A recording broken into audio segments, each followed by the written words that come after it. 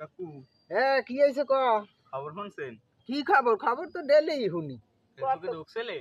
ঢুকছি তো। ব্যারিস্টার মুহূর্ত আছে না? ব্যারিস্টার মুহূর্ত? আরে বেটা, মুহূর্ত না ওটা হচ্ছে ব্যারিস্টার ফুয়াদ। ও ফুয়াদ, এই লেখছে বলে শেখ হাসিনা মল্লি বলে ভালো হয়। ও এই খবর। ব্যারিস্টার ফুয়াদ কইছে যে হিসাবে এইটা লইয়া আবার দেখি আওয়ামী লীগের ভাইয়েরা অনেক সমালোচনা করতে আছে।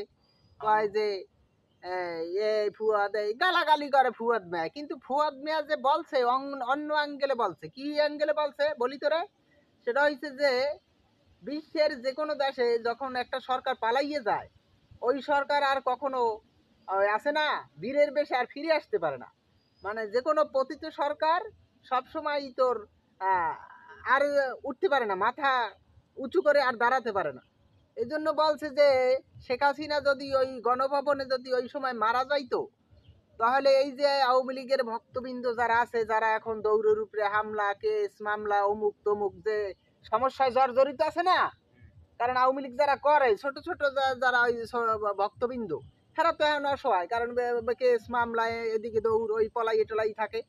এইটা আর থাকতো না, কারণ কারণ শেখ হাসিনা যদি ওই সময় মারা যাইতো, তাহলে এই মানুষের মনে যে ক্ষোভ, আওয়ামী লীগের যে একটা প্রতি ক্ষোভ, ওই ক্ষোভটা আর থাকতো না। এই অ্যাঙ্গেলে বলছে আমাদের ফুয়াদ সাহেব, ঠিক আছে। কিন্তু এটা আমার আওয়ামী লীগের ভাইরা, এটা ওই যে আছে না, তারা নেছে এই আমাদের প্রধানমন্ত্রীকে মরতে বলছে, আমাদের প্রধানমন্ত্রী মরবে কেন, এই সেই কইয়া কমেন্ট বক্সে এককালে পুরো গরম করে লইছে, বুঝছো? আসলে এটা ঠিক না। সে কইছে ওই হিসাবে আওয়ামী লীগের বন্ধু তোমরা, তোমরা যারা আছো রাগ কইরো না, বুঝছো? তোমাদের ভালোর জন্যই ফুয়াদ সাহেব বলছে। ঠিক আছে বুঝছো? হ্যাঁ বুঝছো।